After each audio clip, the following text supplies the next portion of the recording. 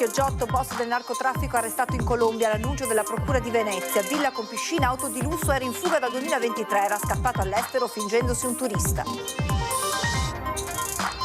Il questore di Padova in visita e 18 agenti feriti a Torino, poi le dichiarazioni sul pestaggio subito dall'agente del reparto mobile di Padova Alessandro Calista, ha rischiato di finire come Filippo Raciti. A telefono il papà del poliziotto 29enne ha cerchiato e pestato durante gli scontri al corteo pro Ascatasuna. Nella voce la commozione ma anche l'orgoglio per il figlio che stava svolgendo il suo dovere. Violenza in stazione a Padova dopo una lite per motivi banali. Un 35enne senegalese ha colpito con calcio e pugno una donna italiana. L'uomo irregolare in Italia senza fissa dimora è stato arrestato. Paura in una pizzeria di Via dei Colli a Padova, dove un 35enne è entrato con una spranga minacciando i clienti, poi è scappato ed è stato rintracciato in un casolare. Il caso del bambino di 11 anni lasciato a piedi perché non aveva il biglietto con tariffa olimpica, incontro tra famiglia, ragazzina e autista del bus, intanto in prefettura la decisione di non chiudere le scuole di Cortina. Stato di attenzione per le nevicate in arrivo sulle zone montane, fino in collina la Protezione Civile del Veneto dichiara l'allerta gialla fino a domani sera. Esclusiva questa sera Ring dalle 21 su Antenna 3, ospiti del vice direttore di Media Nord-Est Avarino, il patriarca di Venezia Moraglia e il presidente del Veneto Stefani per parlare del futuro del territorio. Piccolo ma di grandissimo impatto, il Covid ci ha insegnato qualcosa. Aperta al Musme di Padova la mostra Grande come un virus, dagli esperti l'allarme sulla crescente resistenza dell'infezione agli antibiotici. Buonasera, ben ritrovati con l'edizione regionale dei nostri telegiornali. Queste le notizie. Condannato dal Tribunale di Venezia, ritenuto a capo di una rete attiva tra il Sud America e l'Europa. Sentiamo come è stato arrestato il narcotrafficante latitante di Chioggia in Colombia, dove si era stabilito.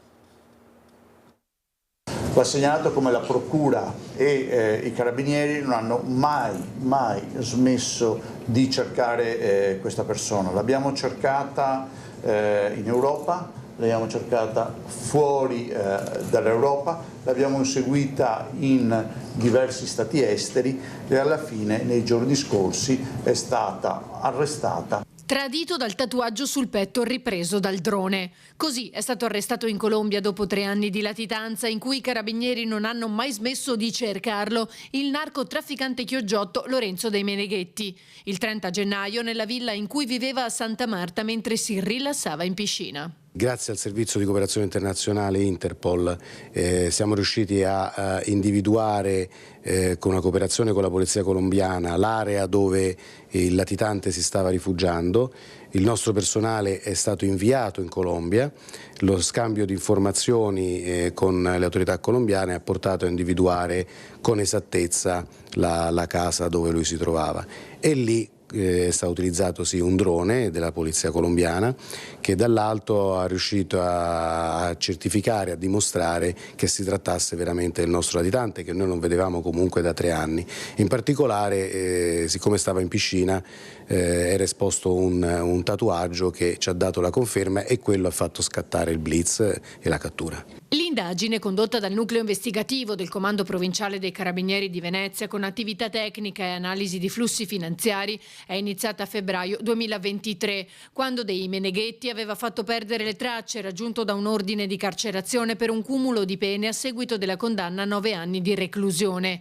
Gli investigatori sono riusciti a ricostruire il percorso di fuga dalla stazione di Mestre. Nella sua fuga ha cambiato spesso città e mezzi di trasporto, quindi dall'Italia è passato in Marsiglia per poi andare nei Caraibi, in varie zone dei Caraibi, fino poi in terraferma a spostarsi e arrivare nella città di Santa Marta in Colombia. Con documenti falsi intestati a un cittadino rumeno aveva acquistato un biglietto per una crociera a Tobago e una volta sbarcato si era rifiutato di salire a bordo facendo perdere le proprie tracce.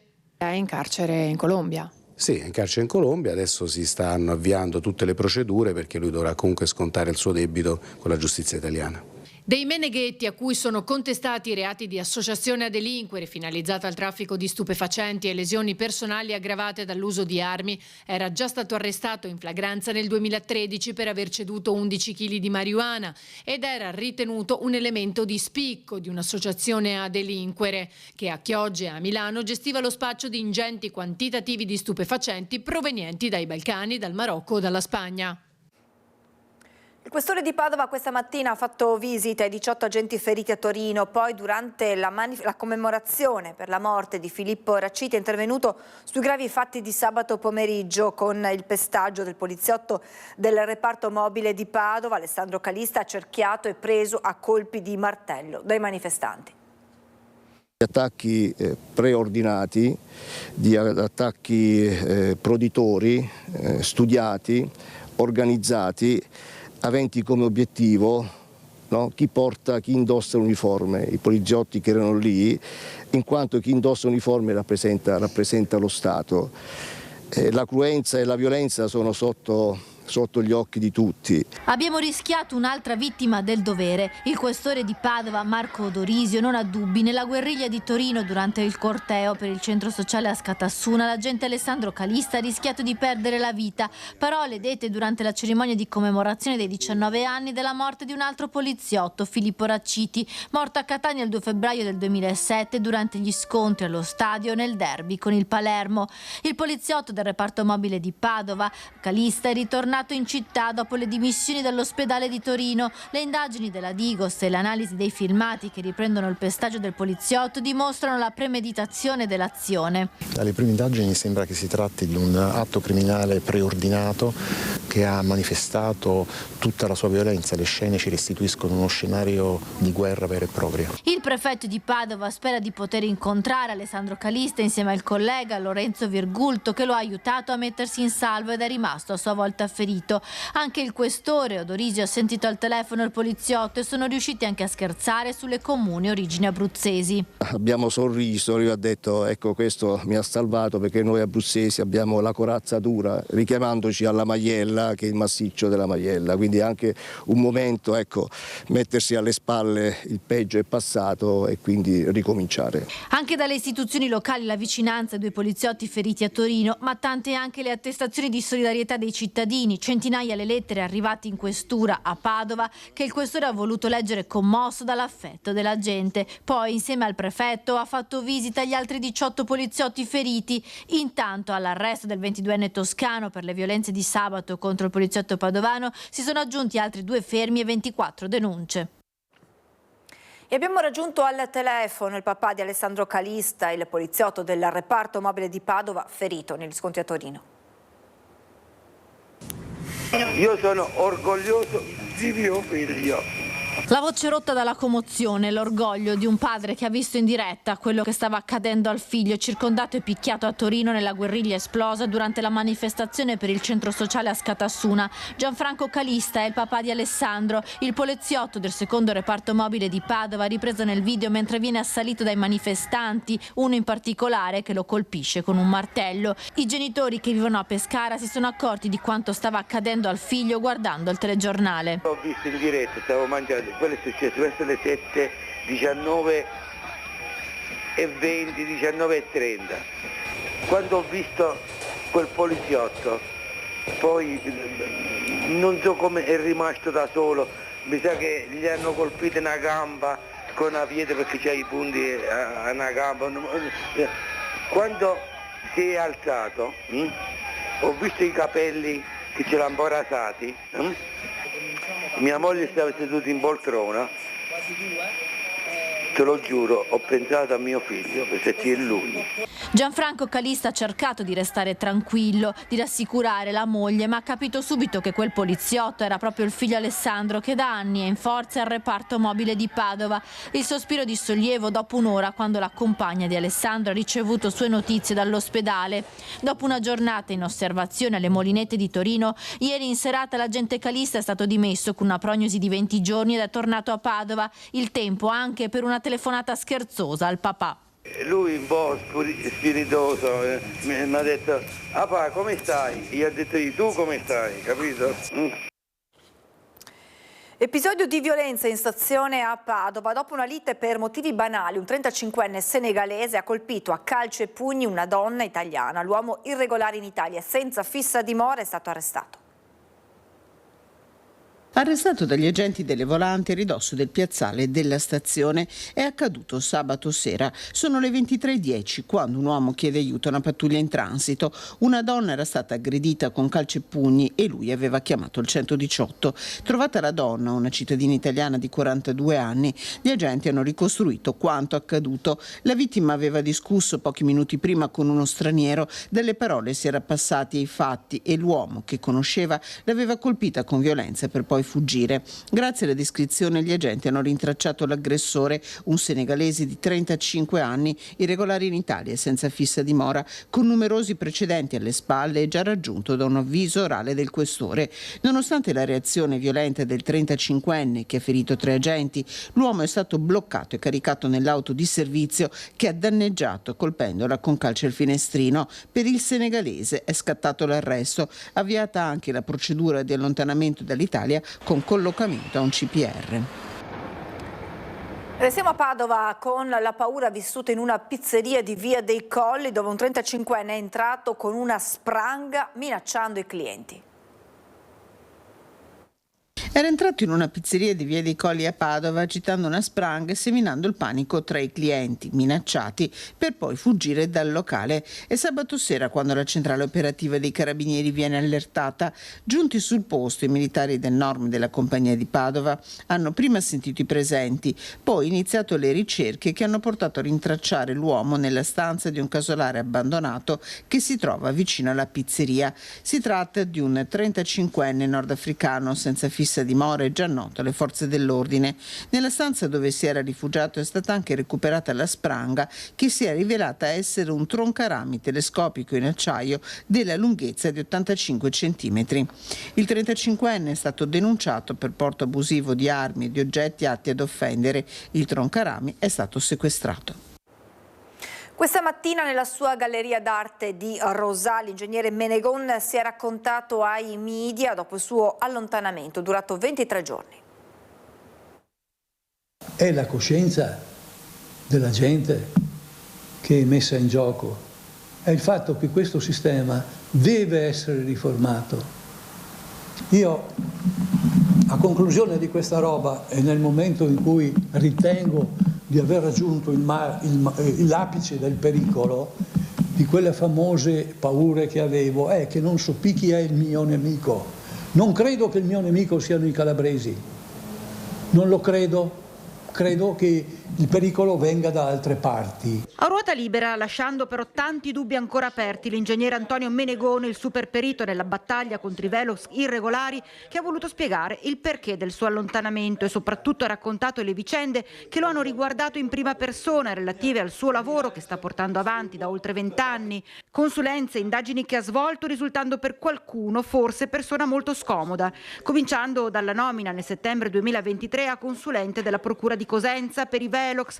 Avrebbe smascherato, a suo dire, un giro d'affari ben preciso con nomi e cognomi. Aperto il processo, si era detto che avrebbe dovuto testimoniare, fatto che lui stesso smentisce oggi. Io non ho mai avuto nessuna convocazione e ritengo che mai avrò una convocazione. Per che motivo?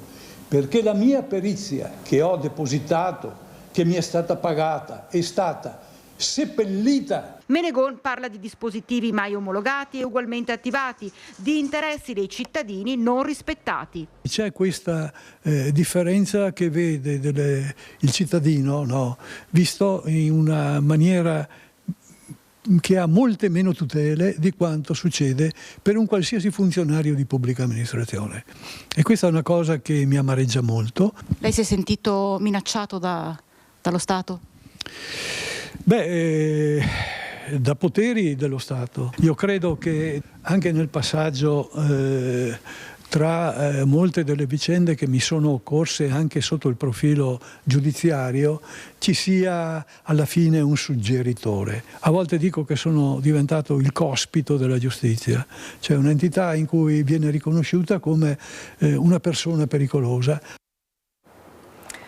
La famiglia del bambino di 11 anni che ha vissuto l'ormai nota vicenda dell'essere rimasto a piedi perché privo di biglietto adeguato ha incontrato Salvatore Russotto, l'autista che guidava la corriera. Si è trattato di un incontro privato dopo il quale Russotto ha detto che è stata una bella cosa di sentirsi sollevato, anche se ora l'azienda dovrà decidere se licenziarlo o meno. L'uomo sarà assistito dal sindacato per spiegare l'accaduto. La famiglia del bambino ha detto di aver compreso la situazione, di voler evitare all'autista l'agonia mediatica e di considerare chiusa una vicenda che comunque rimane come monito affinché l'accaduto non possa e non debba ripetersi. E a proposito di Olimpiadi, si susseguono a ritmo incalzante le riunioni preparatorie per definire gli ultimi dettagli. Novità importanti sono emerse dagli ultimi tavoli in prefettura. La paventata chiusura per qualche giorno delle scuole a Cortina durante le Olimpiadi non ci sarà e la Apolonio Socrepes si spera possa essere almeno parzialmente utilizzabile. Questi i dati salienti emersi da una riunione svoltasi in prefettura. Rimangono aperte, dalla riunione non sono emerse condizioni per doverle chiudere, quindi la decisione è stata unanime e da parte di tutti quanti le scuole di Cortina rimarranno aperte durante il periodo olimpico. Si è parlato di Apolonio Socrepes? Si è parlato anche di Apolonio Socrepes, però il piano trasporti e viabilità prevedeva già comunque anche senza l'utilizzo dell'Apolonio Socrepes, quindi era già conformato anche in quel senso. Apolonio Socrepes, lo stato dell'arte. I lavori vanno avanti come programmato, il lavoro di impalmatura è terminato, nei prossimi giorni arriveranno le prime cabine e cominceremo a fare le prime prove. Per le Olimpiadi, durante le Olimpiadi renderemo l'impianto omologato per almeno 1200 posti ora, mentre invece l'impianto poi definitivamente sarà pronto per le Paralimpiadi. Quindi durante le Olimpiadi in parte si potrà usare? Durante le Olimpiadi in parte si potrà usare, quanto esattamente lo verificheremo man mano che i lavori di verifica e collaudo proseguiranno. Il centro funzionale decentrato della Protezione Civile del Veneto ha emesso un bollettino con il quale si dichiara lo stato di attenzione, allerta gialla per nevicate dalla serata di oggi fino alle 18 di domani sulle zone montane fino a gran parte dei fondovalle. Le previsioni del tempo infatti indicano tempo moderatamente perturbato, con precipitazioni diffuse specie nella prima parte, più consistenti tra Prealpi e pianura settentrionale, nevose fino a fondovalle sulle Dolomiti e localmente anche sulle Prealpi. Cumuli di neve attesi intorno a 5-15 cm sulle Dolomiti, oltre i 600-800 metri, e di 10-30 cm sulle Prealpi, oltre i 1000-1200 metri. Piccolo ma di grandissimo impatto, il Covid ci ha insegnato qualcosa. Aperta al MUSME di Padova la mostra Grande come un virus e dagli esperti l'allarme sull'uso eccessivo di antibiotici.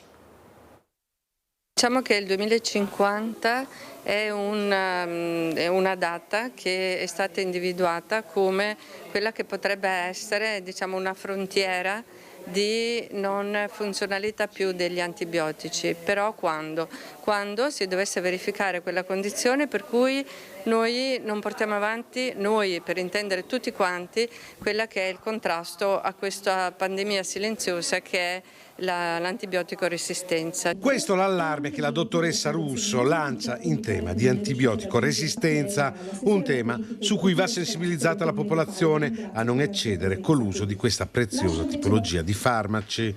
Da qui l'idea della mostra Grande come un virus, che grazie alle opere nate dalla collaborazione dell'Istituto di Biofisica del CNR di Milano e dell'Istituto Europeo di Design racconta i microrganismi dai virus ai batteri e le loro differenze. Si entra alla mostra cercando di capire quanto è grande un virus, ad esempio con dei paragoni molto comprensibili a tutti. Ad esempio dimensionalmente un bambino sta alla Terra come un virus sta al bambino, cioè uno capisce in qualche modo che queste sono delle entità molto molto potenti ma anche molto molto piccole. Grazie alle tecnologie attuali siamo in grado di vederle, di studiarle, e come istituto oltre a capire, siamo molto interessati anche a individuare dei modi per interagire con queste entità e cercare di in qualche modo limitarne i danni qualora fossero dannosi. Una mostra che sarà aperta al Museo della Medicina di Padova fino al 28 giugno. È una mostra che valorizza ancora di più il nostro museo. Ecco, ricordo che nel giro di circa un mese e mezzo abbiamo inaugurato la seconda esposizione temporanea. Un mese e mezzo fa ne abbiamo inaugurato un'altra dedicata al cuore e questa è la seconda esposizione temporanea che il nostro museo ospita insieme ovviamente all'esposizione permanente, quindi fa sì che il nostro museo diventi un punto di riferimento assoluto non solo per la città di Padova ma per appunto l'intera regione. Torna l'appuntamento con il Carnevale di Padova, domenica 8 febbraio, Prato della Valle diventerà un grande palcoscenico a cielo aperto. Un inno alla vita, un inno alla comunità. Prato della Valle torna ad essere il cuore di Padova, domenica 8 febbraio, con il grande carnevale organizzato dal Comune. Ci saranno 11 grandi spettacolari carri allegorici accompagnati da tantissimi figuranti. Sono carri che arrivano dalla provincia di Padova e anche da fuori della provincia di Padova. Ci sono alcune novità dal punto di vista organizzativo, perché sì, alle 14:30 partiranno tutti i carri, ma già dalle 10:30 di mattina avremo tutta una serie di stand gastronomici. Una trentina i food truck in Prato con piatti per tutti i gusti ed arricchire una giornata di festa che partirà alle 10:30 per concludersi con la premiazione alle 17 che assegnerà 11 premi, uno per ogni carro allegorico. Se carnevale è maschera, scherzi, ironia, un'attenzione particolare quest'anno sarà riservata anche alla sostenibilità ambientale e alla solidarietà.